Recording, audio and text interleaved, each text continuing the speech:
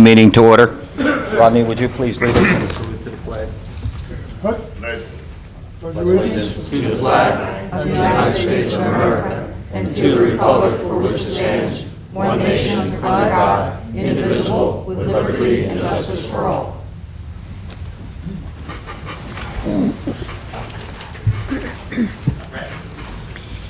Adequate notice of this meeting has been provided pursuant to the New Jersey Open Public Meetings Law by posting a notice on the bulletin board in the municipal building and emailing a copy of the notice along with the agenda of this meeting to the Press of Atlantic City, Atlantic County Record, Record Journal, and current newspapers, stating this meeting would take place at 6:30 p.m. on Monday, July 21st, 2014, in the municipal building, Mays Landing, New Jersey. Mrs. Dix? Here. Ms. Gatto? Here. Mr. Gishard? Present.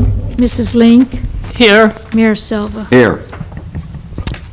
At this time, I'd like to call for a moment of silence for private reflection, and I also would like you to keep in your thoughts and prayers. Joe Nichols had passed, and his funeral was held this past Saturday. And also one of our employees, our CFO, Cindy Lindsay's dad, has just passed. So just keep him in your thoughts and prayers.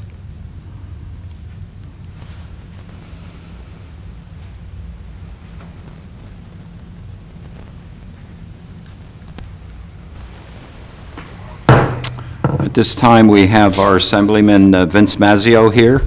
Would you come to the mic, Mr. Assemblyman, from the 2nd District? And we asked him to come tonight to give us Talk to you guys, or? to give us an update on Appreciate it. legislative matters and other important matters in the area. And thank you for coming. I appreciate being here. It certainly is a long time coming. As you know, I was elected in November. It was a slightly close race. And I managed to, one of my obligations, I feel, is to go around to each municipality, introduce myself, and tell them exactly what I'm doing and trying to help this district in the best possible way. Certainly, the news the last few weeks has been Atlantic City and what's going on in Atlantic City as far as the closure of Showboat. We're talking Trump Plaza, possibly the Revel, and we're looking at 7,000 to 8,000 employees possibly that would be laid off. Something that devastation has to do a lot with the whole county in mind. I'm a small businessman in town in Northfield. It's going to affect my business. It's going to affect businesses throughout the district. And, you know, I think that we knew that the downsizing of casino industry perhaps was in the future, but I don't think we expected everything at once here. And my obligation for the short term is to look at the employees of Showboat and the Trump. One of my initiatives was I sent out to the Division of Taxation, which is controls our pensions where they invest the money. I think it's important to know that people know this, that TGP and Apollo, who own the majority of Caesars, I think they paid $6 billion for it. It's worth about $2.3 billion. They've been taking since 2008 about $500 million through transaction fees and monitoring fees. When I look at that, I think that perhaps the caring isn't there necessarily for the employees, and so I sent a letter to the state to perhaps look at divesting out of the pension some of the. I don't think it's a good deal for our state to invest in casinos that are laying off our workers, especially in our district. So I'm there to protect the employees on the short term. I think the long term we're going to have to sit down and see exactly where we're going to have to go. I know this week we're meeting with Senator Brown and Senator Whalen to look at the next step as far as what we can do as elected officials. But if you want to look at some of the areas of our valuations in Atlantic City and what's going on, and the tax appeals and the tax revenue, which affects all of us in the county. Some of my legislation that perhaps had some controversy with it was to go for a countywide tax assessor. I thought this conversation or this discussion about doing a countywide tax assessor was very important. because it would stabilize the valuations, and we would have centralize and consolidate the tax offices. I thought that would be a savings to the municipalities. I think it's important that I put that bill out there. And quite frankly, I ran into a few snags as far as the chairman, Formica, who wouldn't really want to have a conversation or a meeting with me at the time. And I know there was a lot of things that were perceived out there as far as the county-wide tax assessment bill, that it would cost $8 million to do this, to implement it. And I certainly, as coming from the mayor, sitting on that side of the dais, I've done shared services and consolidation, and I think it's a way to control property taxes. So I downtone it a little bit. I do have a bill in place that's taking baby steps towards this, and it has to do with the dates of the tax appeals. As you know, when you do a file for a tax appeals, you have April 1st. I'm going to try in this bill to move it up to January 1st, so this way municipalities and counties can anticipate perhaps the loss of tax revenue, and I think it would be better to take these baby steps. And I'm open, again, to talk to the county and see if we can make some headway in this. I understand they have some type of county tax-wide assessment that they want to do, and I'm looking forward to that conversation.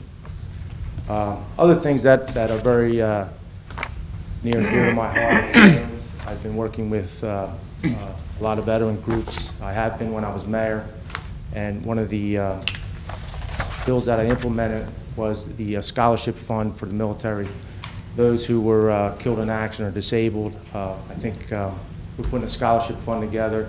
This is going to be a scholarship board that's created through the Governor's Assembly and Senate, and I'm looking forward to establishing that, and that should be voted on in the Assembly come the fall. And also, as you know, as a lot of these people come back from Afghanistan and Iraq, there's people's families. I'm working on a Military Caregiver Act that helps these people who have to take care of their spouse. It's very difficult, and hopefully we can get some monetary relief for them in some way through the state.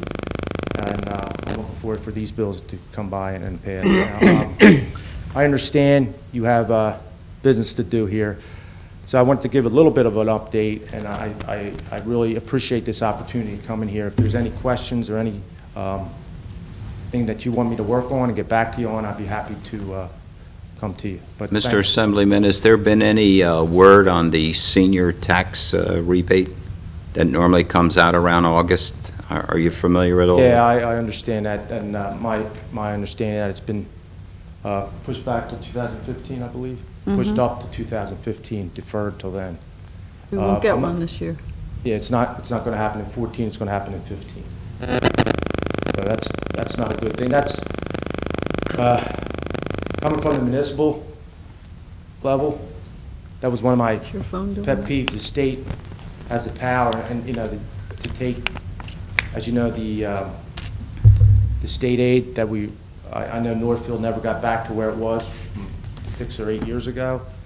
And if you think about if we were where we were supposed to be, utility aid, energy receipts where we were supposed to be, the town would be in a lot. No, We're not- Rodney, move your phone from Move your phone. He said it's not his phone. Let me ask you, has there been any movement I on think just that? move it away. A lot of the municipalities have been pushing to see if we could Put your get back pocket what so we you used can to be able to stop. handle from the utility tax receipts, and we realized we didn't need a partner in having them distribute it to us, because what they've been doing is forcing us into best practices and trying to push the shared services and privatization and consolidation of the various municipalities. While all of them may have a place, they don't have a place in every municipality. I understand. And obviously, I think all of this now is going to be driven a lot harder as a result of your opening statement in terms of what we read in the newspaper and we heard on the news about these casinos that are shutting their doors and, looking at 7,000 or 8,000 jobs that are lost. Most of those people work and live in Egg Harbor, Galloway, and Hamilton, and obviously it's going to impact our tax collection here. It's going to impact the disposable income they spend in our our retail outlets, and I think we're all going to feel it, as you said earlier, and you know it well as a businessman, too, so, Well, the possibility of the returning to the state aid, I guess it would come down to the revenue-driven, which hasn't been there for the state. And the problem is that the economy in New Jersey hasn't equal to what the rest of the country is. We're still, I think, 45th out of 50 states behind in the economy. So if you think about it, if we can get the economy going, get jobs going, it doesn't look too well here right now, what's happening. And that would help increase the revenues in the state, where we would possibly see more from the state as far as state aid. And, you know, one of the big things I campaigned on, that there was this 2% cap that was given out to, you know, did control spending, and the state claimed that it controlled property tax increase of 1.6%, but the property tax reforms, the state aid, the school aid was all cut, and actually the state saw in 3 years about an 18% increase in property taxes. It did stabilize it in some capacities, but on the backs probably on the guys who were there and where I used to be.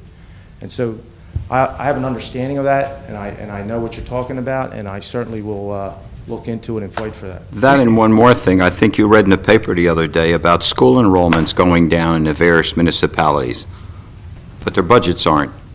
And obviously, that drives the taxes probably the strongest, because probably 53% of our tax dollar that we collect here goes towards schools. Again, So we've got to find some way to balance that out so that those that are able to maintain what they have can afford to stay in them, especially people, not only the younger people, but all the different levels, young, middle-aged, and seniors. And, you know, we're all feeling it. So, and I'm aware you understand. We just got to get everybody together on the same page to start working in all our behalf. well, again, if you touch, I know those who are municipal elected officials, you get blamed for everything. You're right. Including the schools. And I've been on that part of it. And in my hometown, Northfield, Linwood, and Summers Point, our sending districts, mainland, I think 3 or 4 out of the superintendents retired this year. And I brought it up that that's a good way of consolidating, making one, maybe possibly one board of education to 4 schools. I think it would work, and I think that would be hundreds of thousands of dollars of savings. But Linwood, the other day, hired a permanent, the junior high hired a permanent superintendent, and I did make it known to him that I would work with him. And I think there's board members who want to do it, but again, it's everybody, like you say, have to get on the same page and make it happen. And that home rule, I understand it, and I understand that we all have to, we love our towns, and we love our police departments and fire departments and everything else in the schools, but we all have to look at that and say, well, where can we really make the savings and make property tax to bring people back into our towns? Anyone else say? Yeah, I had, the problem we're having with the casinos, as you well pointed out, is certainly a regional problem. It's going to impact and affect all of us. And I think you probably indicated that before also, certainly the mayor of Atlantic City has said that we've got to work together as a region to try to solve it. One of the things, for example, we do have to, at least I think many people think, we have to try to turn this around and make it more family-oriented. And one of the basic things you could do with that is to identify all of the key spots in the whole South Jersey area. And when visitors come in, make sure they're made aware of these locations, and perhaps even provided transportation or some kind of transportation so it's easy for them to move around. But we've got to work as a whole region for this problem, because obviously it affects all of us. I think you made a good point there about the government. I think there's a better opportunity now in Atlantic City as far as all parties working together, you know, the government, the municipal government, the county, and the state, so we could all work together and try to get in the same direction. I think you made a good point there. Anyone else? Yes. Do you think the the changing of the gaming rules adversely affected the community, or helped? You know, where they did away with the commission, that type of thing? That's probably before my time, but some of the things that I see as far as the gaming and a lot of people said we can match or duplicate something that Vegas does as far as the whole industry. I'm not too familiar with what you just asked there, but it certainly, I don't think that was the problem. I think it was probably the part of the competition and things of that nature that caused these problems that we have now. I know initially when the casinos came down, they only allowed one company to own 2 casinos. Is there any move towards restoring that type of thing? There's a bill out there, actually, Chris Brown has tried to, he's talked about, and we're having a meeting this Friday to talk about it. Back when we were, I use the term, I guess, a little bit fat and happy, that they amended it from, I think, 3 to 4. And so now they want to go back to 2. I don't know if the free enterprise system, if we can do that way. I mean, as far as, not that they could own all of the casinos, but I don't know if I'm in favor of putting it back to 2 right now. I'd have to see. But Vince, if they went back to 2, they wouldn't be in competition with themselves, like the Caesar situation having 4. So they talk about shutting the showboat, then the customers will be going to 1 less. That'll be 1. They're not in competition with themselves. That's the simplest way to say it. So I think going back to 2 is the right idea. And there was talk, I guess, on talk radio over the weekend regarding how well Resorts is doing, and that's just like a one-owner type of thing. The owners of Resorts, as I understand it, and I might be wrong, are not involved in other gaming jurisdictions. And Caesars has 4 right in Atlantic City, but how many gaming locations do they have in the United States of America alone? And who knows outside of our boundaries? The thing, too, is, I'm all about saving jobs now as far as... Absolutely. They would probably, they would be grandfathered as far as, I don't think you could put the bill into effect where if you have 3, Existing. you got to sell 1. I agree. So it would be grandfathered, and I don't know if you'll ever see the growth in Atlantic City. I'll entertain it, I'll look at it, but right now it's about saving jobs, I think. First of all, we want to thank you for your presence this evening, and thank you for addressing the issues that are so important to all of our municipalities. We urge you to continue to work on behalf of all the residents to do the best you can to restore the jobs that are going to be lost in trying to bring this area back to the economic level that it was prior to all of this starting to dissipate. So we thank you for coming tonight, and thank you for your time. Thank you very much, Mayor. Appreciate it. Thank you, Mr. Thank you. Assembly. Thank you. Okay, the next item on the agenda is adjournment to executive session. We'll do that at the end. There's no confirmation of executive session. Addition or deletion of late items for consideration tonight. So moved. Second. The motion is second. Any questions or comments to the motion? All those in favor? Aye. Opposed? Motion carries. Okay. Number 4, early public comment on agenda items not listed for public hearings. Mayor, no one has signed up this evening. Thank you. Number 5, discussions. Conifer Realty LLC. Number 1, the resolution authorizing the pilot program. So, Mike, do you want to have any discussion? Do you want to, We need to have a correction first. On the title page, the block number 1132.01 is actually 1131, and that is verified on the resolution of need in that first paragraph that I had corrected this the last time. I guess it just didn't get done over here. So it's block 1131. Yep, I see it. Okay. With the correction.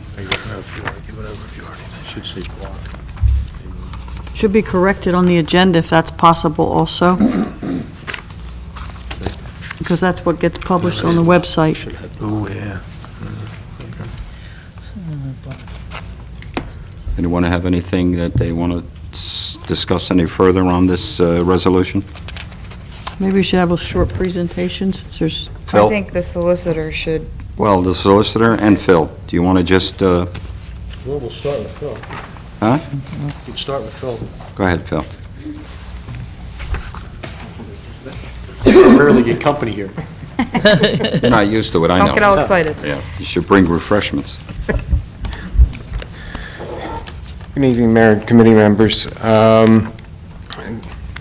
taking a step back, we previously had this discussion back at the June 2nd meeting. As indicated at that time, Conifer is proposing to develop 100 units of affordable rental housing on a portion of the property, Block 1131, Lot 5.01, at the corner of Route 40 and New York Avenue. It would be, as proposed now, 16 one-bedroom, 54 two-bedroom, and 33 bedroom units as part of the overall development. It is one of the sites designated on the Affordable Housing Compliance Plan for planned village development projects, which this would become part of.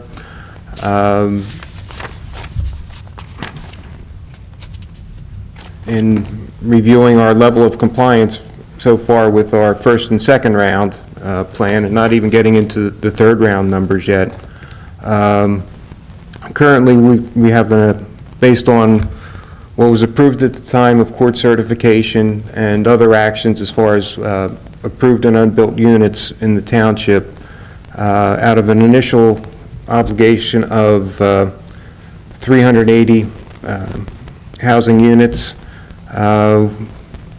we currently have a remaining obligation of 213 units. The 99 units in this project that would be affordable, plus 57 remaining rental credits would really cut into that number. Basically, if this goes forward, would leave us with the remaining 57 units on the first and second round of the COA regulations. That being said, on June 2nd also, the state published the proposed third round rules, which may or may not get approved depending on how the actions of other agencies takes place. But under those rules, going forward for the period of 2004 through 2024, the township has an obligation for another 178 units as currently published. That number is still subject to change based on the state's regulations. So bottom line is this goes a long way towards meeting our current and future obligations. Essentially, as indicated on the charts that were included in the impact memo, the amount of money that the township would receive under the pilot payment over the life of it is approximately, again, there's a few years in the beginning where it's a little bit less than they would normally get as the township share of property taxes, but over the life of it is slightly higher than what the township would collect for its own purposes. So in that sense, it's somewhat revenue neutral for the township to work with this project. Again, the committee did have a chance to meet with Housing Council Eisdorfer a couple weeks ago, and you had a very good Q&A session with him and briefing. And with that, if Bob has anything to add.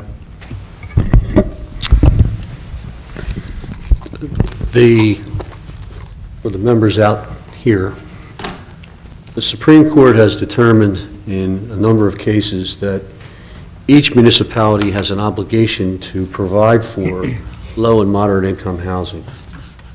It was a mandate that came from the Supreme Court. It developed into what was called the Council on Affordable Housing. They are the agency that was to calculate the numbers as to what our obligation and every other municipality in the state is. Those calculations still do not exist. We're operating based on assumptions, but we know that you can't say no. And in order for someone like Conifer to get the funding, they need a payment in lieu of taxes. And what that means is, excuse me, the payment would pay the local property taxes. And it provides an incentive to a developer to get monies from the federal government to build these units. A lot of people don't like it, and it doesn't matter whether we like it or not. It's a duty of the governing body to follow what the Supreme Court has said. Conifer is a responsible developer. They're currently building one in Middle Township in Cape May County, have built others. But what I did was I realized that I'm not smart enough on this issue to give them advice because I don't do it. And my advice was to go find the best attorney that you can. And the Township Committee hired Stephen Eisdorfer, who litigated both of the Mount Laurel cases to the Supreme Court. We met with Stephen Eisdorfer in an executive session. I'm not at liberty to express to you what that was, the substance of what that was. But in essence, from where I sit as your solicitor, you have a duty. You know you have a duty. The longer you wait, the higher the numbers get. The more time that goes on, another round comes around. The litigation that Hamilton Township was involved in resulted in a settlement and a consent order by Judge Nugent and later Judge Ismond, saying that the settlement would provide that Hamilton Township would, in essence, rezone certain parcels to permit this. And there were 4 parcels rezoned, one which was subject to that litigation, and others which ultimately is the one that Conifer wishes to develop. So the zoning's in place, and they've come forth with a plan to say, we want to move ahead with this. The Township Committee then had Phil activated to do an impact study on what that meant. That has been done. And they took the advice of Mr. Eisdorfer, and the documents that you have before you are promulgated by the agency that does the funding. I have reviewed them. I've had Mr. Eisdorfer review them. I've had the numbers on Exhibit A examined by the assessor. And in terms of the substance of what you have before you, on the form of agreement for payment in lieu of taxes, which is what pilot means, the description of property includes land and improvements, and that may become significant later. The agreement says it will be substantially in the form as attached as exhibits. And the reason it says substantially is because there's an issue in my mind as to what happens with something like added assessments for improvements that are conducted by the end of the year and are established on the taxing date of October 1st. So I have the ability to deal with Steve Eisdorfer and other towns and Conifer, should I need to mold that agreement. So Mr. Eisdorfer has approved the form of the agreement together with the exhibits, has indicated to me that they are prepared by the funding agency. And based upon that session that you had with him, I take it that you all understand your obligations. And if you have any questions of me, I'll go ahead, Rodney. Well, actually, my question was for Phil, so I'll wait until you finish. Unless you're up. I'm delighted that your question is for Phil. I No, may not Phil, be. you made the comment about the proposed Phase 3 requirements, and you indicated that they've identified a possible 178 units that we might have to be responsible for. My question is that in any way dependent or affected by the number of new homes that go up or our population? Or is that regardless of whether we grow or not? That, we're not sure. That's the best answer I can give. That's one of the reasons why, even before the rules have been adopted, the advocacy agencies and others have already filed with the Supreme Court to tell them, no, start all over again, guys. They just come up with these magic numbers. They don't give you the details and information, basically explaining how they arrived at the numbers so that you could argue to get them lower, basically. So that's one of those holes in the donut, so to speak, that. Well, it seemed to me if we didn't grow, it wouldn't make much sense, but it's just my humble opinion. Well, it's a good question, and I think, in light of some of the conversation we had with the Assemblyman tonight, I think many people are concerned about it, but here and now, we have this issue that we have to deal with one way or the other. Anybody else have any other comments? Yes, I do. Phil, when was his initial litigation, what year was his initial litigation? I believe it was filed in early 2004. 2004? Yes. And the judgment of repose was executed in October 2007. So basically 3 years of Litigation. litigation and negotiation to come up with the plan and the ordinance that we currently have. And is this something that we have to be concerned with moving forward with Conifer Realty? Well, I As think far I as, should answer that. Yeah. The litigation that spawned the rezoning of the areas to permit this was known as a builder's remedy suit.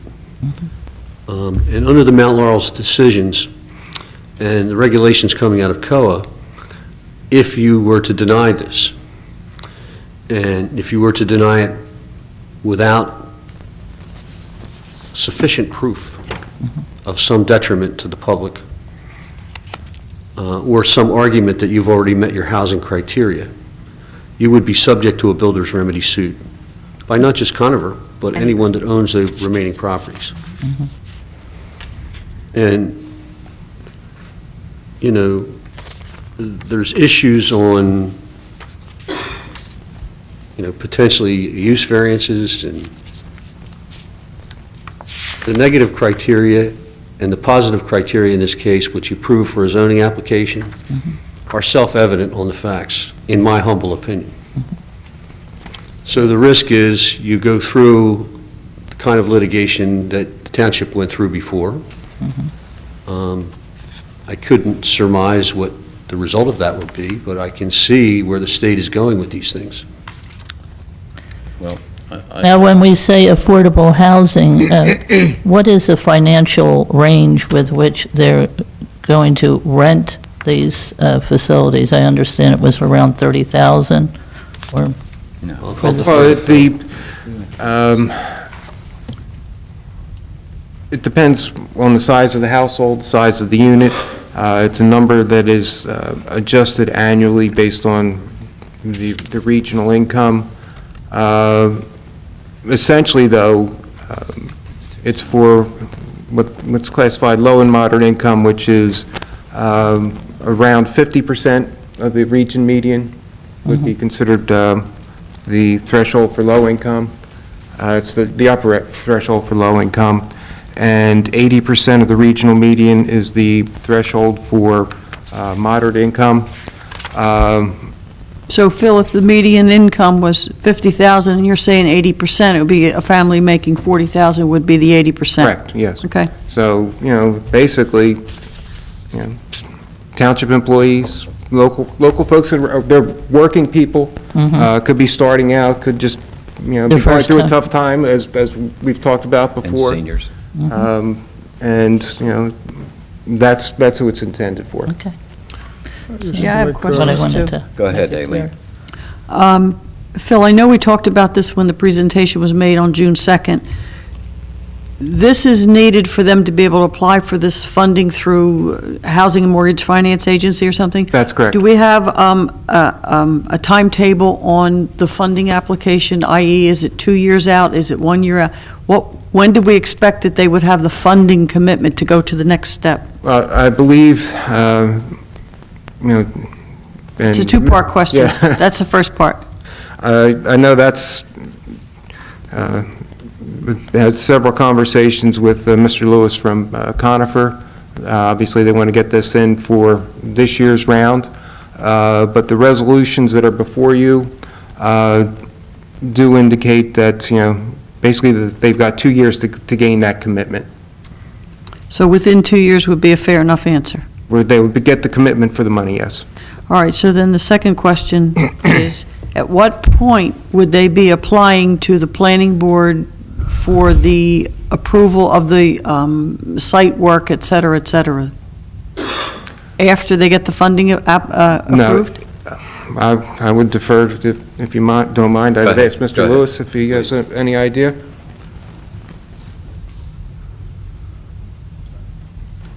And while he's coming to the microphone, I'll hit him with a second part to that. Would this be like similar construction that the plans are already in place architecturally of what you're building in any other community?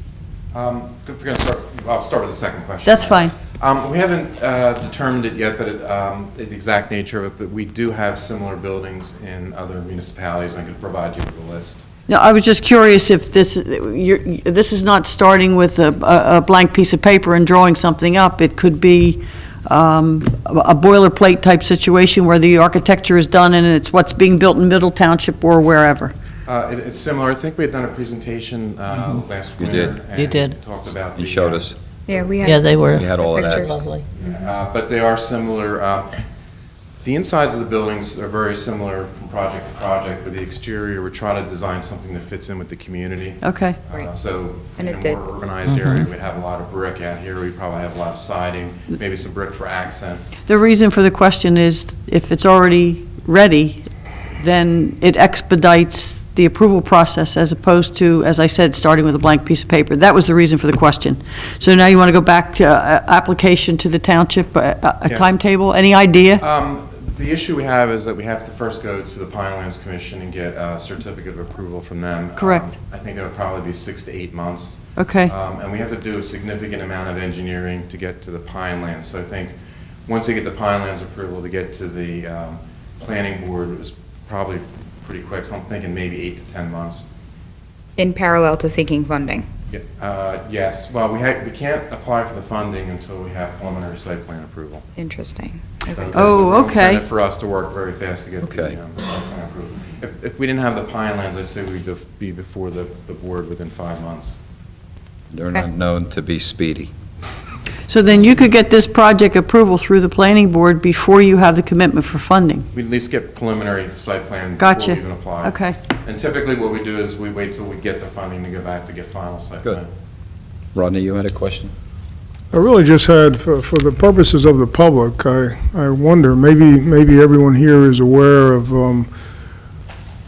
why there's so much interest in this and why there's been so much discussion about it statewide and here.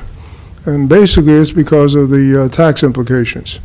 The payment in lieu of taxes accounts for less than half of, I mean, it pays for the township taxes, but the township taxes are less than half than the total tax bill. And so it would, the rest of the residents would have to bear, or the residents would have to bear the remainder of it. That's why there's so much discussion and so much talk about it. But this is a state law, and it's, being applied across the state. But If obviously. I could just add to that, Mr. Bouchard, for me, the other aspect that is really critical, at least in Hamilton Township, because of the builder's remedy suit, is the potential risk for litigation and trying to manage that risk along with trying to meet our obligations at the same time, so that we're not spending unnecessary money on litigation over another 3 years or something. So to me, that's kind of the other side of it as well. I think all the I think points are so, too. important. I was particularly concerned at the time to see the impact on the school system. And obviously, that was pretty much satisfied when I read that article in the paper this past week that the enrollment in schools is down, significantly down. And if we judge by this good report you put together, Phil, the number of school children, the impact would just be half of what they've lost already in the number of students. So I think that levels out. So I think when you put this report together, covering the demographics, covering the financial impact, covering the estimated school age of the children, I think it gave us probably the impetus for asking a lot of the questions, because each one of them had an impact on all the areas that we're concerned about. And going forward, I'm satisfied now knowing that we have all the information at hand, both from a legal point of view and also from an economic point of view, to make an adequate decision now. Prior to this meeting, I didn't feel, and I think some of the other members of committee didn't feel comfortable at the last meeting because they weren't totally sure of what their obligation was. And I think now that it's been explained, and adequately explained, that we're in a position now to make a decision. So I thank you for that, and I thank you, Mr. Solicitor. Committee, what's your, Is the tax abatement resolution in our packet? Yep. Is that the first item that's listed on the agenda as pilot program? yes? Yes. Yes.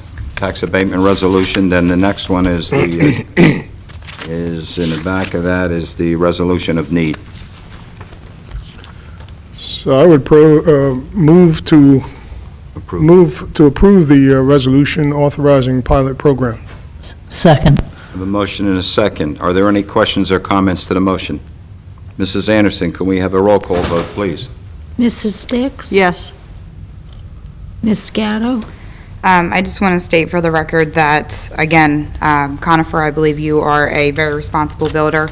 Your plans are impressive, and your partnership, I think, has been very impressive.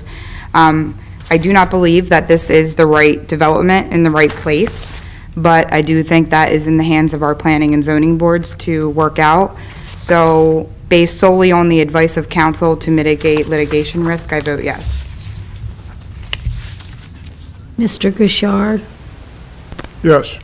Mrs. Link? Yes. Mayor Silva? Yes. All yes and carried.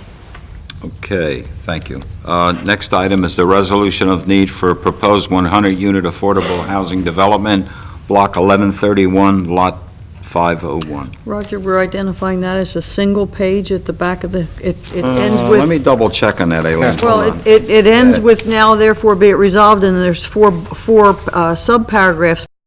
It's titled Resolution of Need. I understand that, that's not what I was saying, Amy. It appears there could be something more because of the way this is closed out. There's not like a signature line or something. Phil, do you have that? That is, as That's- explained. that's it, That is the even- documentation that that's- was reviewed, and it right. was the Even though way... there's no signature No line or anything, signature or that's anything. the It's just end the of it. form of it, yes. That's why I asked. It's a good question. Thank you. What's your pleasure? It's a necessary formality. Okay, Well, I would move I then. move. go ahead. I move that we approve the resolution of need for the proposed 100-unit affordable housing development. I'll second. I have a motion and a second. Any questions or comments to the motion? Mrs. Anderson, a voice roll call, please. Mrs. Dix? Yes. Ms. Gatto? I vote yes for the same reasons stipulated before. Mr. Gouchard? Yes. Mrs. Link? Yes. Mayor Silva? Yes. All yes and carried. Okay, Thank you very much. gentlemen. Appreciate your patience. Thank you, guys. Wish you well with the Pinelands. Hope they don't find any exotic land animals there that... No pine Grasshopper, snakes. sparrows, Grasshopper sparrows are Air our death. animals. barred owl. Spotted three-legged turtle. Okay.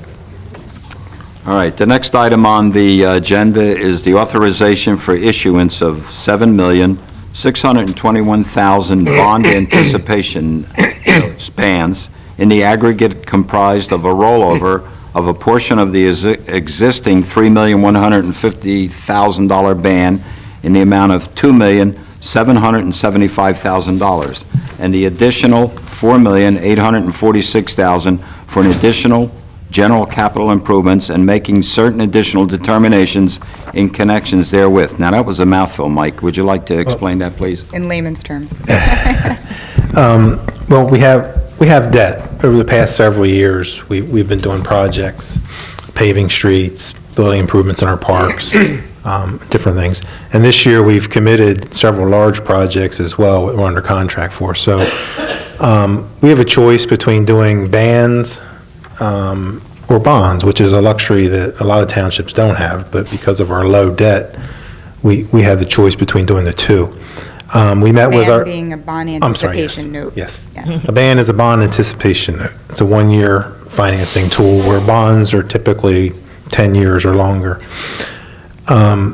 So our professionals have recommended, and we agree, that we should do bonds. And timing-wise, we're going to need to do a ban for 9 months, which is a bond anticipation note, for 9 months, and that would bring us to the cycle, then we would do bonds. Permanent financing, it'd be 10-year bonds on the same amount. So some of it's rolled, some of it was already banned, 3 million, which has been paid down now to 2,775,000, and the balance are projects that are completed, underway, pretty much all the debt to date. We'll be pretty well zeroing out most of our bonds that it was approved. So I don't know if, So what we're looking at is the total amount would be $7,621,000? yes, and it's, But initially, you said we'd still do a ban for, we'll do the ban for the 7,620,000, a 9-month ban. For 9 months. For 9 months, and at the end of 9 months, we'll use that time frame to get all of our documentations up, to get our rating updated, and then go to permanent financing with bonds. all right, is there, last time we reported that our bond rating was a AA3. Was there an anticipation, but the rating would change? Well, I know we've been paying our debt down very steadily, so it's possibly it could go up. I can't imagine it would go any other direction. And the better the bond rating, the Typically, the lower the interest acceptable it rate. is to pick up the bonds, right? And You when get they're- a little bit lower interest rate. Right now, they're as low as they've been in bonds and bans. But bonds give us some stability over a longer period in case the rates start to go up. I think Given- that, oh, I'm sorry. I was just going to say, given that our rate is already amongst the highest in the county, is it really possible for it to go up much more? I don't know what the specific criteria are for the rates increasing. You mean the bond rating? The bond rating, yes. I really couldn't say whether it'll go up or not, but you do need to update it because of the information needs to be It up to certainly date. won't go down. Maybe it will go up. I would hope not. And the good news is where we are and where we could go, which is up, is all of that would help us to get the best rate possible Yes, on the bonds. yes. And I think the other critical thing to just mention for everybody is the long-term effect that this would have on our budget. And that was something that Roger and I were Excellent point. taking a look at when we were discussing this. And if you guys can recall our budget presentation, and we were looking 3 years out, and we were doing what we could this year to minimize the kind of little gap we were going to have next year, hoping that we would not have to raise the rate again. This, I believe, is going to help take care of that red that we were in. That's correct. That's correct, right? And what you also said, it also is going to levelize our total debt payment. It's actually going to go down a little bit, but the idea is to try to keep our debt payment Steady. level to going down. Right. But make no mistake, each year that, in the past several years, even though we've borrowed money, we've paid off more than we've borrowed. Right. Which I know was important to the Right. committee. But I think the good news is that going in this direction does put us in a really healthy position, not only for next year, but years to come in terms of our budget. So I'm really excited about that. Aileen? Yeah, I'm going to pass down 4 pieces of paper. It's page 76 out of the present audit. My conversation was with Phil Sartorio. I wasn't afforded the opportunity to discuss this bonding with the professional advisors, which I did voice my objections to. This document that I just passed down, on the last bill list, we paid $800,000 plus $82,000 in interest on July 15th of 2014. The next month, which is August 15th, 2014, we're going to pay $1,200,000 in principal, plus the interest, which I don't know that figure right now.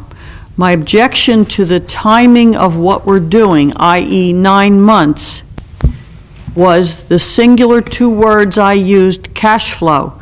This right now is the worst cash flow time in every town, waiting for tax rates to be struck, waiting for tax bills to go out, and the August 1st taxes to become collectible once the bills go out. And as we know, based on reading Facebook today, the bills are expected to go out in the mail on Friday of this week, so the money could start coming in the next week to 2 weeks, but we have about a 25-day grace period, I believe.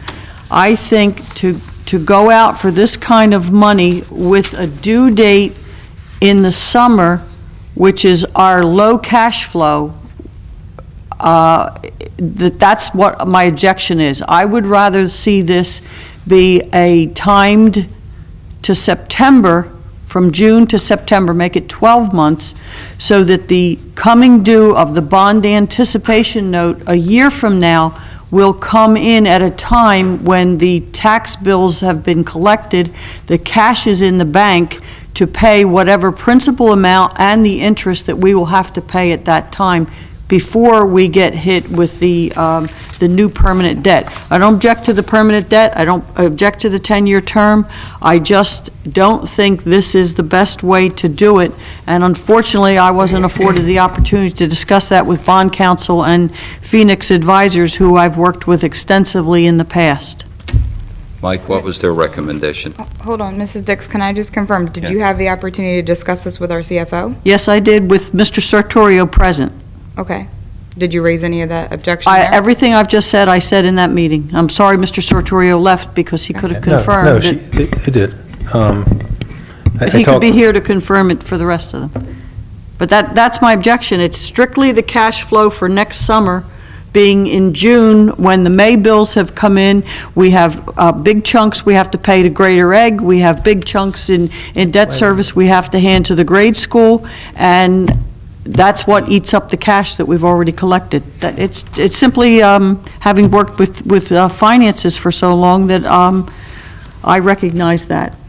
Michael? I do know that, I spoke with Cindy after their meeting, I do know that that was discussed, and she seemed to be comfortable that our cash flow would be okay. Did you consider that there wouldn't be a payment in 15? There's going to be the interest. On this schedule right here, we have, in August 15th of 2015, we have $1.2 million, and August 15th of 2015, we have $800,000. We have two different, the 2005 debt and the 2009 debt, Right. are the two figures I'm looking at on this. Right, but there won't be a band payment, and there won't It's be not a bond. listed. No, there won't be, in 15, there won't be a band payment or a new bond payment. No, but this is $2 million. On the 15th of August is $1.2 million, and the 15th of July is $800,000. That's $2 million in our low cash flow on our existing debt, not going into the new debt. But it's budgeted. But we budget, You can budget all you want to budget, you got to collect the taxes to have the cash in the bank to be able to pay it out. We've I been can- you see our collection Come on rate of now. taxes. I'm not arguing that point, I'm Wait, saying wait a that we're at the second. low Was our- point. Was bond counsel and CFO satisfied? they're the ones that, at the meeting, came up with the 9 That's what I months. thought. And if we, in fact, it turned out through some fluke that we did have a cash flow problem, then we do have some discretion as to what we pay out of these operating funds. Is that not correct? No. it's No. not To pay. No. Hold on. Well, I'm not, I don't have those, but Here, it's right here, I got extra copy, you can have it. it wouldn't help me tonight, but This copy. the experts say that this is the way to do it. I can go back to them and ask them, should we do bands for a year? It's on January 2015. If you want me to, I mean, I can do that. Well, I brought up the topic, and apparently you're conversant with the conversation with Phil and Cindy and I, is tax anticipation notes. There are other towns that, because of this lull from when the May 1st taxes are collected to when the tax bills go out, that some towns have to issue tax anticipation notes to raise the cash flow to pay their, and she did not anticipate that for this year, for Well- 2014. But we can't predict, especially with the comments made here tonight about people losing their jobs and it's affecting our tax collections. We don't have a crystal ball to tell us what we're going to have 12 months from now as far as tax collections. Mr. Mayor, You do please. we know if tax collection at this moment in 2014 in the summer is a problem? Do we have a cash flow problem right now? Not that I've been advised of. Okay. Well, the other thing you got to remember, the total debt as of January of $13,645,924 and change is going to be less on January 1, 2015 by almost $600,000. Yeah. So according to the projections here, and I have the ultimate confidence in our CFO and her staff, that the numbers that she produces and the way that this is budgeted and the recommendation of counsel, bond counsel, and all the other financial people, and our good history, financial history, makes the way to go. I mean, I understand what Aileen is saying. And Eileen's numbers that she highlighted on the sheet, Eileen, it's on the spreadsheet that we got, so it is accounted for in the thought process from the bond counsel and the CFO. But I wasn't afforded the opportunity to have conversation with the professionals. Well, I can't none of say us exact. were. So I you're don't know not that- being excluded, none of us did. Well, that's why I felt they should have been here tonight, and that's exactly what I had said on. But the when- recommendation was coming from them. Just a difference of opinion, Amy, that's all. It is. Generally I always believe is. the professionals, I believe the professionals should be here, just like these two are, sitting here waiting to answer our questions on the topics that it is in their purview. As you know, the CFO had a death in her family. I'm not talking about her, I'm talking about the engineer and the solicitor who we appoint. We appoint a bond counsel and a financial advisor. I just think on something of this magnitude, borrowing $7.6 million, that we should be afforded the opportunity to ask and answer the questions of those professionals. I don't know that they discussed cash flow. Susan's here, maybe Susan has an idea what's in the bank right now as we go into August 1st and the tax bills are getting ready to go out. Does anybody else feel as uncomfortable as she does? I'm not uncomfortable. I'm not uncomfortable at all after That's fine. reviewing all this stuff. That's good. I asked all my questions, Mr. Mayor, and I feel satisfied, so I'll go ahead and make the motion to authorize the issuance as described. I'll second. The motion is second. Any other questions or comments? Mrs. Anderson, a roll call, please. Thanks for your comments, Aileen. you. Mrs. Sticks, No. We're going to introduce an Ms. ordinance at the Gatto? next meeting? Or is this to go ahead? I'm sorry. This Ms. resolution, Gatto, This is authorizing an issuance via a resolution. and doing the public statement, yes. Right. Okay, yes. Mr. Gouchard, Yes. Mrs. Link, Yes. Mayor Silva. Yes, 4 yes and 1 no. thank you. There will be subsequent, do we have to do a bond ordinance in the future to go out on the permanent debt? Yes? Yes. Yeah, right. there'll be a bond ordinance. And, sorry, just to answer one other question, the tax rate was struck on July 12th, right? That was what we got? Yes. It's up 10 cents. Okay, but I'm saying you said the tax rate was unknown and it was struck already, so, No, I didn't say that. yes, you did. You misunderstood. Item C, approval and acceptance of the surety bond exchange for DDR Hamilton Commons and Wrangleboro Square Shopping Center projects. One, $75,000 maintenance bond for Wrangleboro and Consumer Square. Before I go into all of these, do we have to take them one at a time? Mr. Well, if I may, I can report. Please. When Hamilton Commons was built, the developer reached an agreement with the town to provide a site restoration bond. And it envisioned that once the site was disturbed, if they didn't go ahead with the project, they would revegetate the site. And what should have happened when they did start the construction is it should have been replaced with a performance bond. We have no ability as a township to take any action with the form of the bond that we have on Hamilton Common presently. DDR acquired the property from Benderson Company, Wainward, and they have proposed to exchange the existing 3 bonds and to produce matching bonds which are effective for purposes of performance or maintenance. So it adds a level of protection to the township which is envisioned by our ordinance but not available at Hamilton Commons. They have been extraordinarily cooperative with They have. me, They have. and I believe with Bob Smith as well. And I This think this is- is just another good show of faith, exactly in terms of their partnership. This is a win-win situation. It's a Absolutely. showing of good faith. However, you can approve tonight the exchange, but it's going to have to come back on another agenda because they have to actually present me with the bonds. Right. They have presented me with form bonds that were issued by a New Jersey company, I believe it was Liberty Mutual. I have reviewed them and approved them. The amounts have been approved by our engineer and our clerk's office. So what you're going to have to say tonight is, okay, DDR, We're willing to exchange. fill in the blanks on the bonds you gave Mr. Sandman. and we'll come back and do it in formal acceptance at the next meeting. Okay. All right. And can we do them all together? You can. Okay, so. Can I just make one comment, Mayor? The bond for Hamilton Commons Phase 3, back in 2010, we had made a recommendation to release the performance bond contingent upon them posting 2 maintenance bonds. They never posted those maintenance bonds, so in lieu of the $350,956.26 performance bond, they're actually going to post those 2 maintenance bonds, and then the 2-year and 4-year clocks would start when we review and accept those bonds. Great. You're right with that? It's real easy from where I sit. Okay, good. All right, so item 1 was $75,000 maintenance bond for Ringo Borough Consumer Square, $201,700 performance bond for Hamilton Commons, $350,956.26 performance guarantee for Hamilton Commons. Phase 3, Red Robin and Outbuilding Number 2. I move to approve and accept the exchange as discussed by our solicitor. Second. Motion is second. Any questions or comments to the motion? Can we please have a voice vote? Mrs. Anderson. Mrs. Dix? Yes. Ms. Gatto? Yes. Mr. Gouchard? Yes. Mrs. Link? Yes. Mayor Silva? Yes.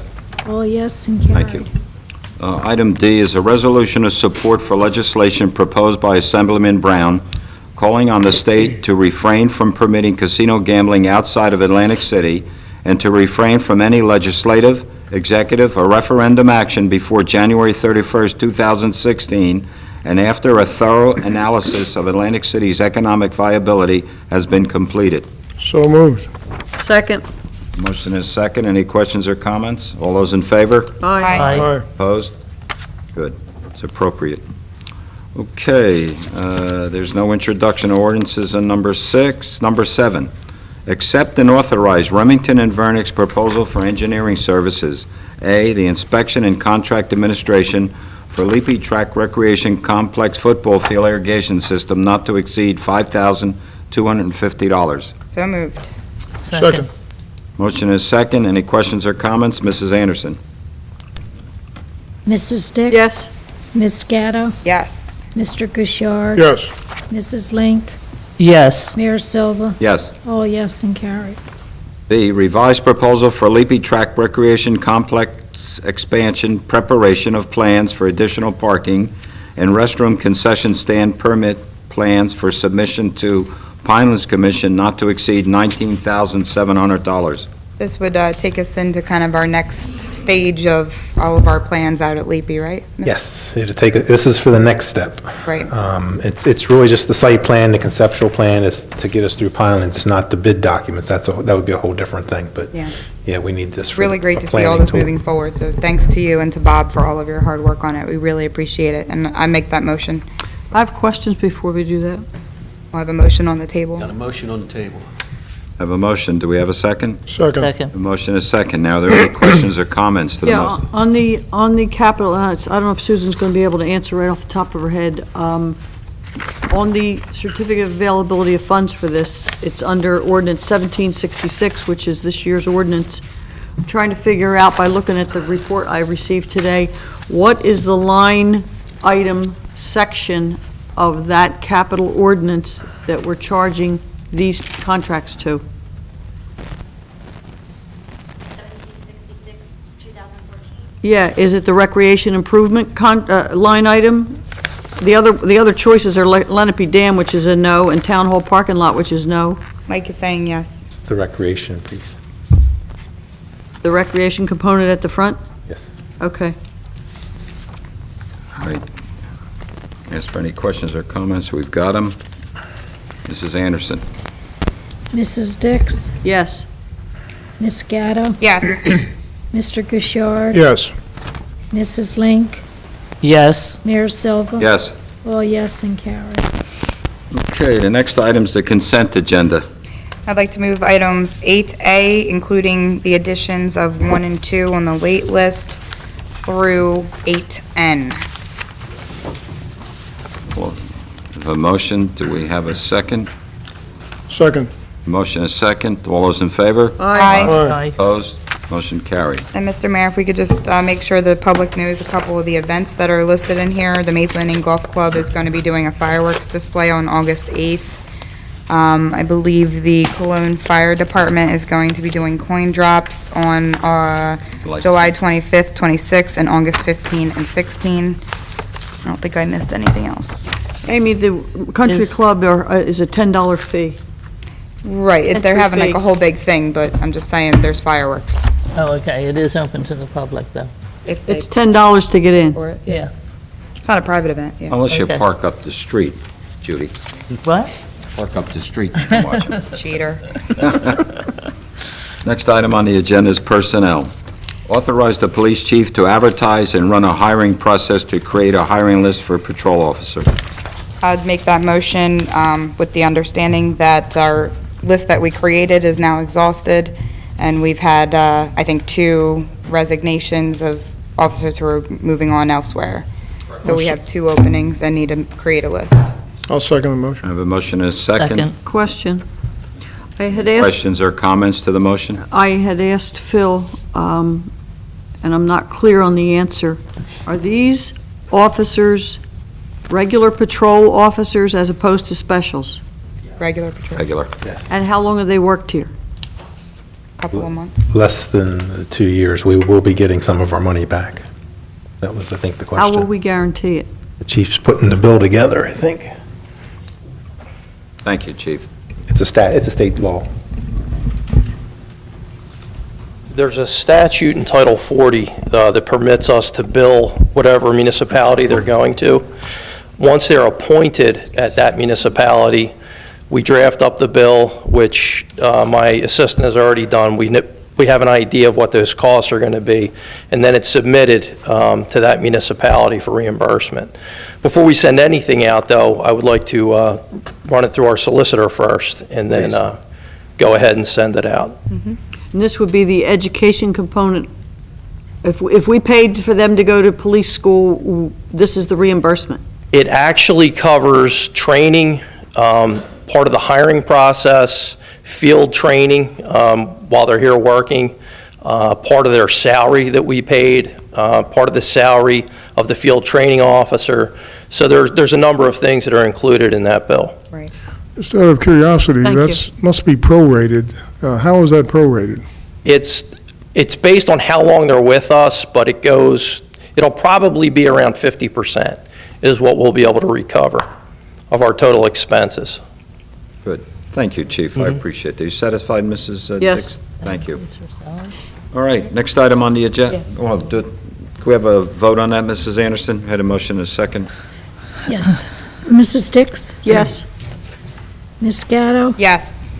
Mr. Gouchard? Yes. Mrs. Link? Yes. Mayor Silva? Yes. All yes and carried. Thank you. Number 10, approvals, minutes of July 7th, 2014, regular meeting. So moved. I'll second it. Second. Oh, go ahead, Judy. Give Judy second. I have motion and a second. Any questions or comments? All those in favor? Mrs. Anderson, did you get that, I got the the name? name. Okay, thank you. All those in favor? That's it.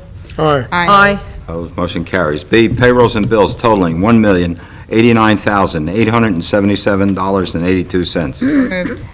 Second. A motion is second. Any questions or comments? Roll call, Mrs. Anderson. Mrs. Dix? Yes. Ms. Gatto? Yes. Mr. Gouchard? Yes. Mrs. Link? Yes. Mayor Silva? Yes. All yes and carried. Thank you. Next item on the agenda is reports. Mr. Administrator. I don't have anything to add to my written report. Thank you. Mr. Solicitor. I have just one thing to report. At the request of the developers for the Gravelly Run Center, which is directly across the Black Horse Pike from the Hamilton Commons, we had a meeting with their council and their representatives. They have requested cooperation from the governing body and perhaps the planning board to make their bonding requirements a little less onerous. There's precedent for this. In fact, it happened in the Hamilton Mall, Hamilton Commons, and Consumer Square as well, I think. they're requesting, and they'll come in with a formal request, and the group of us that were there are going to recommend it to you, and that includes Michael, Phil, Bob, myself, and my grandson Zachary happened to be there. And I heard he had some valid suggestions. He really did, Yeah. yeah. Out of the mouths of babes. But in any event, they want to go in and they want to clear the site and they want to rough grade it. They actually have folks that are interested in being potential tenants, which is very encouraging for us. But they need, according to these folks, the developers, they need to visualize the site. So they would propose to come in and clear cut the site, rough grade the site, provide us with a site restoration bond for part of the project, and a performance bond for portions of Volunteer Way as kind of a Phase 1 development. Strictly clearing at this point? Yes. And we've made other suggestions collectively to them that they consider doing additional work, including perhaps improving Volunteer Way from the current junk handle up into where it terminates now, which would open that access from Wrangleboro Road and the Pike all the way down to McKee Avenue. They did not, of course, have authority for that. That's something that we're talking about. But as an update to you, I think it's very encouraging that they have folks that are involved. They have asked for the governing body and perhaps the planning board to not bend the rules at all, but be flexible in terms of assisting in development. And the plan that they came up with, I think, is a good one. It'll be in writing to you at some point, but I thought it important enough to bring to your attention tonight. Do you That's think all I we have. could get, you think we could get, because I'm not familiar with what you referred to, the mall, that was 1987 is when the mall opened, so the construction must have started 84, 85, but Wrangleboro and Hamilton Commons were DDR, not DDR, I beg your pardon, Benderson-Wainberg, these people are Benderson-Wainberg, if I remember correctly, so they've already been down this path, that's why they're going down it again. Could we get something from those other files to show us the path they went down? Because something about I've changing actually- bonding wouldn't have been done wouldn't have been discussed in detail in a public meeting the way that I might have absorbed it, because this is like not ringing any bells for me. I've actually reviewed one of the files, Okay? and it's clear to me what happened, at least in Hamilton Commons, because under normal circumstances, you fix the value of the improvement, and the bond is based on a percentage of the improvement. Well, I don't know what this new center would cost. It's very large. It's probably as big as Consumer Square, would you say? I don't think it's quite as big as Consumer Yeah, I Square. don't think Okay. It's big, and they would have to go in, and it's financially very onerous to them to put up a performance bond based on the improvements. I agree. Now, what has to happen is that the arrangement has to have an automatic trigger to require them to put up a performance bond upon a certain event, which I would insist upon. Maybe the issuance of a building permit or something of that sort. And they're not opposed to that. They're looking for us to assist them in tough economic times to bring what may be a very, very big and valuable rateable to this town. So I'm glad to tell you about it. I don't have anything in writing yet, but Phil, Mike, and Bob and I kicked it around for a while, and I'm very comfortable recommending it to you. I think in this economy, it's significant that they want to proceed like that, because I know as a developer, he generally doesn't start unless he knows he's got tenants for many of his locations, and I think that may be significant, and I think many of us have had the question posed to us over the last couple of years, when is that going to come about? So I think this is in many ways a godsend. So thank you. That's all I have. Thank you. Mr. Engineer. Mayor, I have nothing to add to my written report. I appreciate that, thank you. Elaine? Bob, the Gravelly Run, I don't think that's been to the planning board, has it? No. No, I don't think so. No, I think he indicated that he had all approvals, Pinelands, no call-up, planning board, everything. He's ready to go. Okay, Yes, he okay. had It's that. been a couple of years ago. Before no. you got on. That's correct. He had all the... Bob is exactly correct. They did represent that to us. That they have all their approvals already from probably Correct. 2011 or earlier. Okay. Go ahead, Eileen.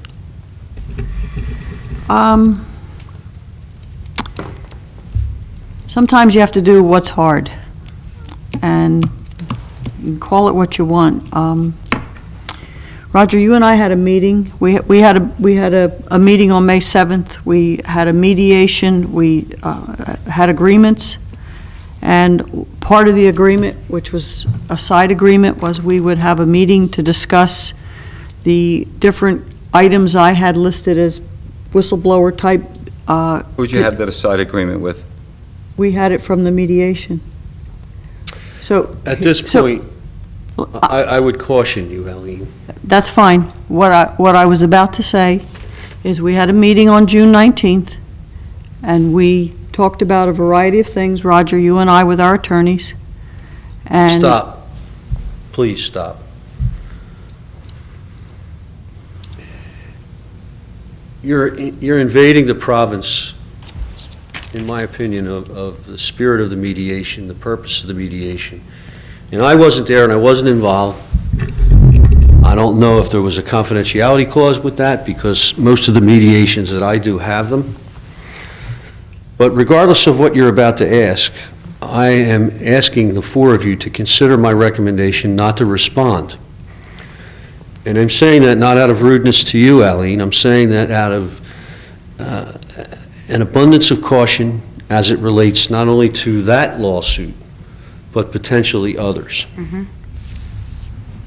And I can't tell you, I said stop only because I wanted to put this on the record. That's fine. I can't, you have a First Amendment right, you have an elected official's right, I respect that, but I'll listen carefully, and if you all have a question of me before you respond, if you want to respond, I'll be glad to do it.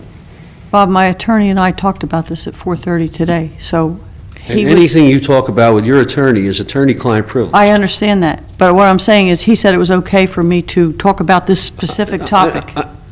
Truthfully, I don't care what he said. You can say it if you want. It matters nothing to me what your attorney says to you is between you and him. It's privileged. Well, I want corrective action on one thing, and I will yield to your thoughts tonight, but I'll be here tomorrow, I'll talk with Phil, and I will be looking for a resolution by the end of the day tomorrow. That would be a better way to do things. That's fine, because we've got to chip these things away and get them crossed off the list, and the sooner the better.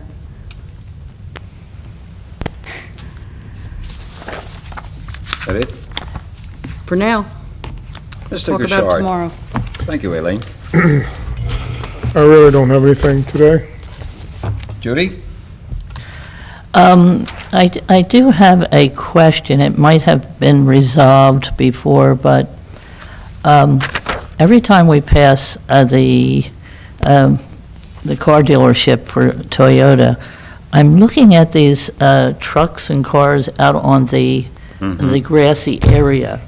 Now, I know when my husband was involved in the planning board, they said that would not be permitted. But I don't know if they had a resolution to, change that. But every other car dealership does not have those vehicles hanging out. It doesn't look professional. It doesn't look good for our community, in my humble opinion. I think it is not necessary, although, of course, maybe Toyota feels differently. But I know when that was approved, that there was, a stipulation. Is there anything that you can share on Michael, that? could you check into that just to see if there was any type of understanding, or was he, and then maybe we can get the information back to Mrs. Link? Yes. Okay, Judy? Absolutely. And the other thing, I really appreciate the cooperation that the police had on the day of the triathlon. Everything went smoothly. We provided permits for our skaters, and they were able to go through very successfully. So that was a very good thank you Good. on that. And on a sadder note, the professional that is going to Lincoln, Nebraska with a number of our competitors, his mother just passed away. No, I'm sorry to hear that. So, and he drove out to Lincoln, Nebraska, so I don't know what, will happen, but I'd like you to have a prayer for him, too. Absolutely. We will. Thank you, Judy. Thank you. Amy? I guess I'm up. Okay. Just a couple of things. Number one, I know I had sent some issue in with some of the road paving work that was going on where some of the residents weren't notified. I think, Bob, you responded, or maybe Brett, I forget which one, that the residents would be notified going forward. So I appreciate your looking into that. I noticed we did get a letter from the state of New Jersey talking about maintenance to Route 50 that will be going on, although it doesn't have a date. It does say that there will be milling of the pavement, resurfacing with hot mix asphalt, reconstruction of deteriorated curb, construction of ADA compliant pedestrian curb ramps, and treatments of inlets and manholes where applicable. And it's going from about Old Egg Harbor Road through to, Railroad. through to the railroad, yes, all the way through Laureldale. So just a heads up to residents that this is coming, although we don't know when, unless you do, Bob. And the only thing I will say is that a freshly paved street does not help our speeding problem on Route 50. So I just hope we just keep the pressure and the conversation going on with that, because it's very important for this community, in particular for my neighbors. On to later things. Laureldale Fire Department is having their second annual Community Yard Sale and Family Day this Saturday, starting at 7 a.m. until about 3 p.m. So if you want a table or you want to come out and shop, give them a shout. They're ready and waiting. And Mitzvah Fire Department is having their first car, truck, motorcycle, and big rig show this Saturday as well, from 9 a.m. to 4 p.m. So lots of cool stuff going on at our fire departments. All of the information is on their pages and their websites and things like that. So if you want more detail, you can accomplish it that way. And I know, Mr. Mayor, you're going to talk about the Fairways meeting, so I just want to end with my thanks to Harry Hurley for doing Joe proud, doing Joe Nichols Saturday, and just really extending my sympathies to Janet and that family. I know Joe touched many of us, me in particular, and I miss him. Thank you, Amy. Thought I was going to do that without crying this time, but I guess not. There's a lot involved, and the passage of anyone touches everyone in some way, large or small.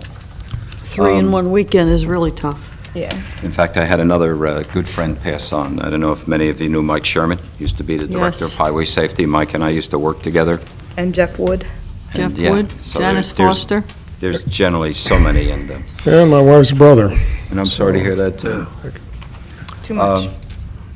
Last week, Atlantic Electric came in to talk to Mike and I about the merger, and they just wanted to reaffirm that it's still going to be the same company. They'll still be committed to the municipalities and providing service. They don't see many changes happening in terms of changes within. They just think it's going to make them a stronger organization, and they're looking forward to keeping up the good relationships with all our municipalities. I know those Exelon people are really good people. Good. Good. I used to work for them. Many of tonight, probably as you turned in on 13th Street, saw the parking lot starting to find its way into reality with the downing of many of the trees there. Sad sight. Awesome. It's sad. It's sad. It looks It's sad, and in many respects, once the parking lot is done with all the necessary safety precautions, it's going to be better for the township. Parking is becoming hard in this building and parking lot. And all those logs are going to go to the lumber mill. You can tell by the way they're laying Well, there. sure, they generally do that because they don't waste anything, but Absolutely. I think everyone knows it. I think the other thing that Amy has been working on, and we've been working on, is the traffic control problems we're having in this community. I think the other thing tonight, when we were talking about Conifer Realty, New York Avenue is a very big issue, and I thank you, Mr. Engineer, for sending that letter to Harding Run to start addressing the maintenance issue. Go ahead, Bob. You can give Lisa credit for that letter. Well, she typed it, and you signed it? Mike signed it. Mike signed it, okay. It was a three-way effort. Was it a three-way? Thank you, Lisa. What would we do without Lisa? That's what I want to know. Oh, my God, it's, Amy and I and Sean Valori and Officer Rudolph from the police department had the occasion to be at the Fairways yesterday. It was mainly a meeting about emergency management and what steps can they take to be prepared in the event of some sort of a evacuation notice, especially when you look at the 55 and older communities. There's a lot of people that have special needs, and many of those issues were addressed in terms of websites, in terms of registering information that would be kept confidential, in terms of how things are handled, and also looking at the pet issue, because many people, obviously, when they have to evacuate, don't want to leave their home because they don't know what to do with their pets, and it does create issues. It was a good meeting. There's approximately 130 people there. I think many of the questions that came up were good ones. There was questions that did continually come up about the fires that were in there. I think what they've learned at this point is that that's a private water system in that community, and that they are responsible for maintaining, testing, and making sure that the fire hydrants work.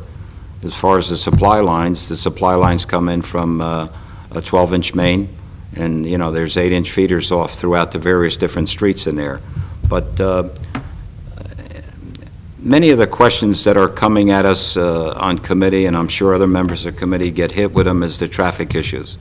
McKee Avenue has been a very difficult one. In fact, I wasn't sure if they ever did adjust the timing on the light, and I will tell you it doesn't, because we were heading over to the movies the other night, and I was the fourth car in line, and I couldn't make it through the light. It turns so quickly, and I think it aggravates a lot. And someone asked me, when they gave the approvals for canals, why did they allow them that way to come out? Because when the people come out of Canals Liquor Store, it's gridlock. They just drive right across both lanes of traffic, and nobody can move until the traffic moves. And if it moves one or two cars, it's still blocked. But, Roger, that's That that was the marginal secondary, access I road know that it comes is. across Yeah. the front of the Toyota place, I know. and is supposed to go behind canals, but the people shoot across the front, which when Mike Maglio still owned it, he was concerned his customers were going to get run over because it was really part of the roadway. I know, but also, too, I mean, that's why there's many that have high hopes for the connection of, Volunteer way? oh, yeah. We'll see what that does. That'll come I think the fact that it's going to be Further put in there. The other concern was the emergency response in terms of the need to have your rescue people into the 55 communities. That was explained very well. The residents know that also what they do in many cases, not only with the emergency rescue, but with the fire departments, they have mutual aid. I think a lot of these volunteer organizations support one another, and I think much of the conversation was good in just providing information to people that generally don't think about it until they pick up the TV and they see something happening in another state, or they see fires wiping out entire neighborhoods like they've done in the West Coast lately, and realize that that's why it's important to work with the Forest Fire Service we have, and they do a lot of fire studies and lot clearing, and weren't they working in the back there too, Amy, with something? Like an access road or something. And they were talking about access roads, and I believe I learned too that Artist Way, that new subdivision, Artist Walk. Thank you. Yeah. Is going to have an access road through the back, which for emergency will be able to be utilized. So many of those questions, I think, are a lot of what people are constantly thinking about, and generally, they don't come to meetings, but it's a good forum for having the opportunity to talk to people. And I want to thank you, Chief, for allowing your officer to be there. I know Mike Robeson was supposed to be there, but he did get called out on a case, and I think the fact that you have other members of the department up on many things, he explained Nixle to him, and much of the notification system, so I think a lot of that is being handled. So with that, I'll open it up to the public. Dan, you wanted to speak because you were here early? Here early and often. Now, if you Rotary. forgot what you were going to talk about, come on up. Well,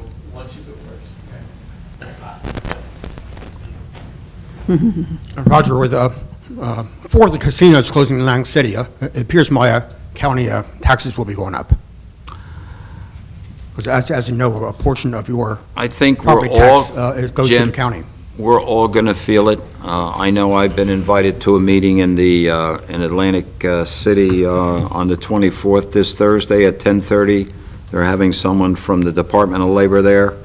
And I think what you're going to find out is there's going to be a lot of various meetings and a lot of, I know the mayors are all going to get together in 2 weeks and talk about what can be done, because all of what's happening is going to impact every municipality. And I think it's going to bleed further through into other counties, because a lot of the traffic that we see coming through our township comes from Cumberland County. Some of it Absolutely. comes down. You know, all 23 municipalities. Sure, the Salem expressway, County. everything, so, you're actually right, Jim. We'll have to see what happens, okay? Okay.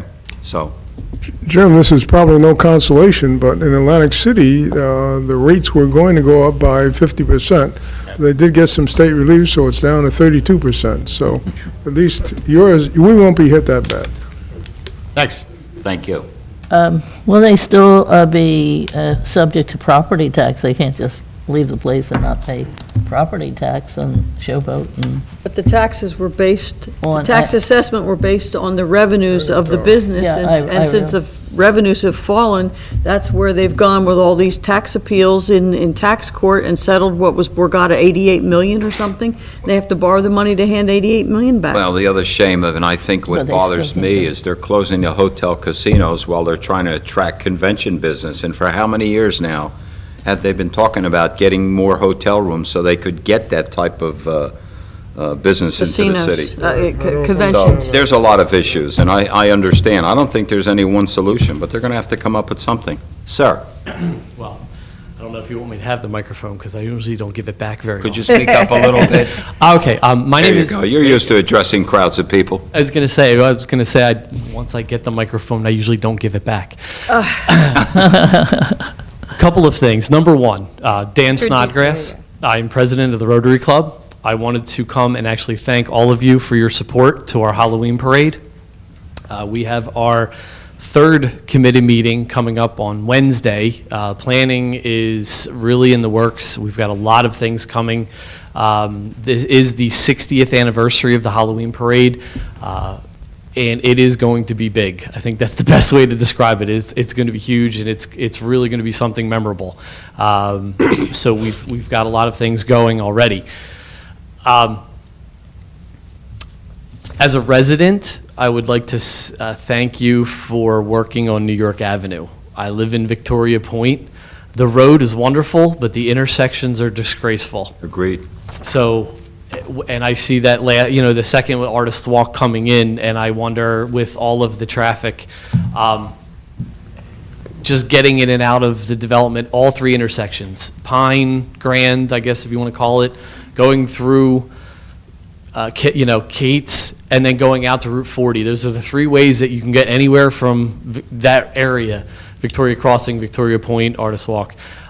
They did a great job paving the road, but like I said, the intersections that they go through are disgraceful. So Dan, anything you can do to be great. You know, from Harding Run over past yours up until Glen Eyre and through there, There's over 2,300 units in Yes. that I believe that it. area. And I know If you I'm- multiply that time, whatever the average is per household, you probably have 6,000 people living there. Well, the other thing is that road is becoming a huge throughway for people who want to avoid the Black Horse Pike.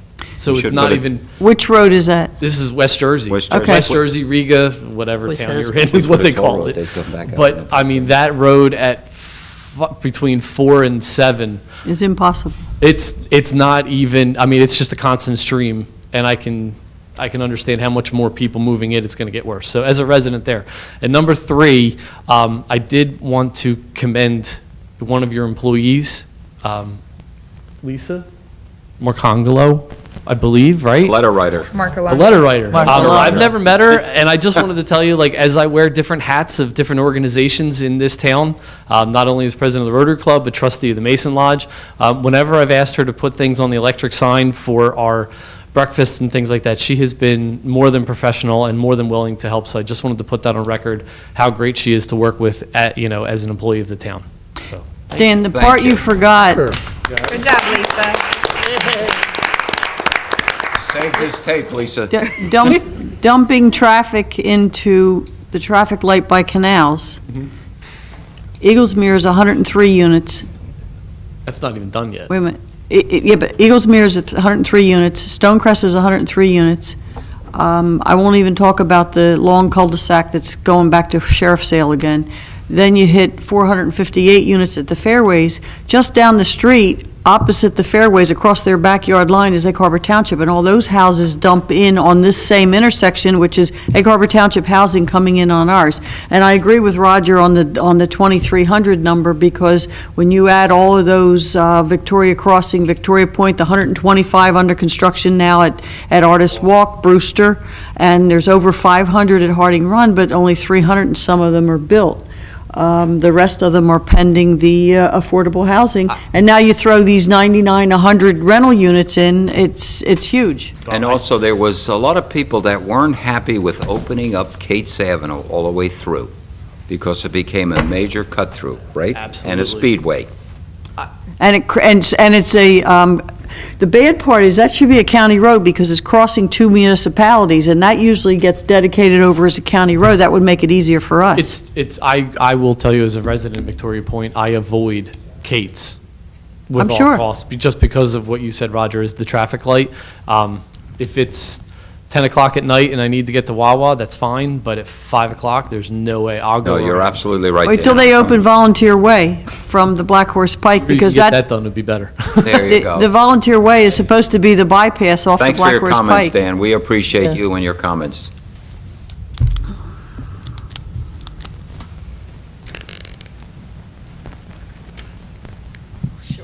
For a giant, yeah, basketball. You can have the microphone. Good thing you wore sneakers. You'd have to jump up and grab it. My name's Anna Schleifer, and I guess this is the place to talk about this, but I am a night owl, and I just want you to know that people are very bad at speeding on Main Street. Yes, they are. I've been witness to more accidents when nobody else has. I've gone outside when people have wrecked into poles, run into someone's house just recently, not many months ago, and but I'm usually up, and they're crazy. We're talking very fast, and even in the daytime, I'm out in my gardening, and they're speeding. So I don't know what can be done about that. The other thing too, I think the pedestrian sign crossings, for pedestrians to cross are a joke. Because I don't know how many times I've seen people by the library waiting to cross the street, and people are just going by.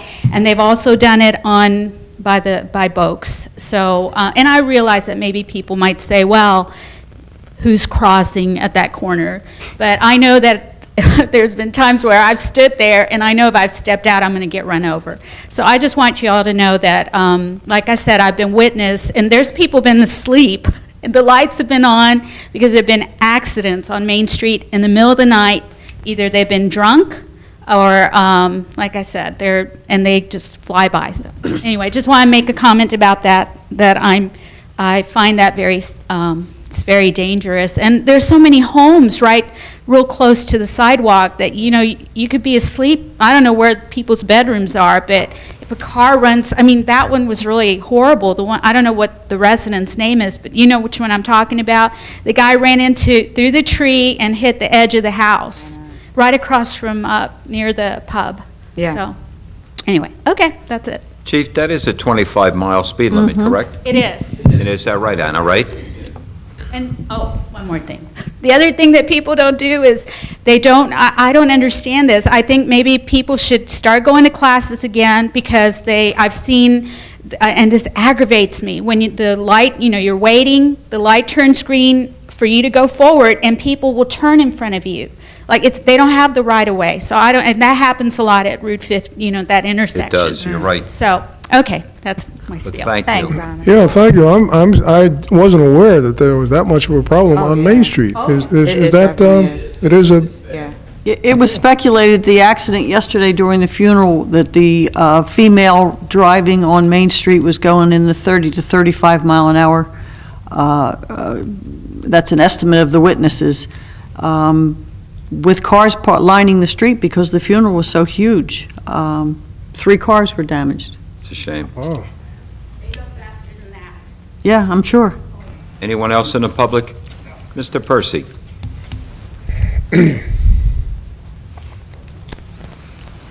You remember my name. Why? How can we forget you, Jack? Sidewalks for Conifer. Absolutely.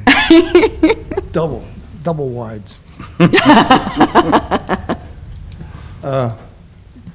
Ms. Gatto, your remarks about Mr. Nichols are well taken, and had the opportunity of putting together for the veterans of the county the program we did. One member of the Veterans Advisory Board showed up, but he's also a member of one of the posts. And at the last minute, 8 o'clock the night before, the firing party called and said we would be there. So he wanted people to jump when they heard the gun.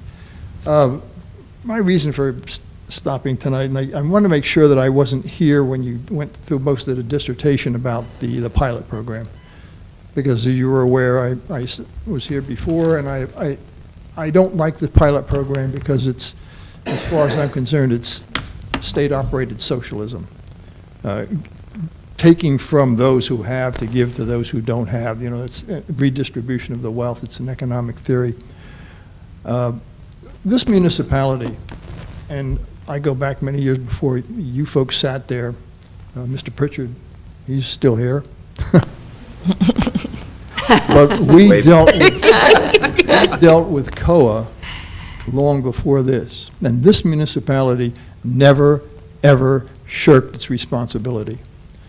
But the problem with COA, and it's unfortunate, I guess they're established by statute, but a lot of they play by rules, and they make the rules, and they don't come out with these rules and tell you what's happening until after you've violated something. Exactly. Thank It's you. Like in a carnival, you have You these... couldn't have these said it little- any better, I love Mr. Percy. You have the carnival, you have these little animals that go across and you try and shoot them down. It's like you can't hit that moving target. Right. And they glory in that. It's just their way of getting back at people for what they think they should be responsible for. But, and I wanted to make sure that I wasn't here because I have nothing against Conifer Realty. You know, they're a developer and there's a plan out there, and if they subscribe to that plan and if they're eligible for that plan, go for it. You know, that's the economic plan that you should be always going for. You go for something that you can get involved in. But one of the questions, you had a resolution for the need of proposed 100 unit of affordable housing. And I'm not too sure that they're all rental units. I thought that They're all those- what? All rental, I think you said. They are 100% I rental. think. 99 rental, one's a manager's unit. Okay.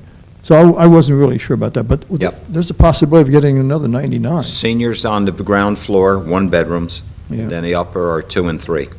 So planning board hasn't really seen any of this, but just this kind of rumor. It's coming. But 3 casinos are closing, which are going to put 6,000 people out of work. Did anyone ask them to prove the need for these 100 units when we're going to have 6,000 people out of work and they can't afford to be there anyway? There should be some sort of a proof that this, what kind of a paperwork did you have as a trail that says, oh, well, we need them for this reason, we need them for this reason. We, at least out here, we didn't hear anything about that. But again, the pilot program, we've never done the pilot program before. Now, here's a situation where the government is saying you will do the pilot program, and my question is, what happened to state mandate, state pay? Yep. Yeah, it went away. The law, state mandate, state pay. They mandate it, put up the bucks. It's as simple as that. Hardly ever happens. Pardon me? Hardly ever happens. Well, it has happened, but Well, in there the has to be a education arena- justification. There has to be a justification for not doing it. So let them come to you and say, well, this is the justification, and here's the court case that backs it up. You know, they make these rules, but who has tested these rules in the court system, and what case law are we following? So these are just questions that I have, and again, this has nothing to do with the developer themselves. You know, they have an opportunity to do something, and any developer has that. You know, if you have the property, you follow the rules, you get the approvals. It's as simple as that. But these are rules that we have no control over.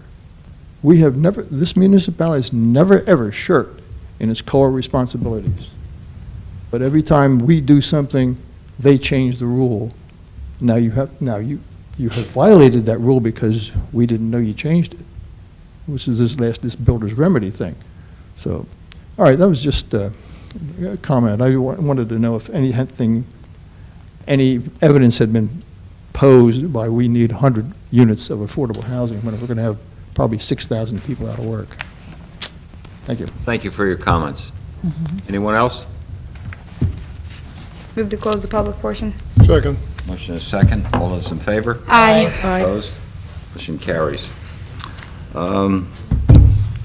Motion to We need- adjourn. Joan, you want to read your executive session stuff? Yep.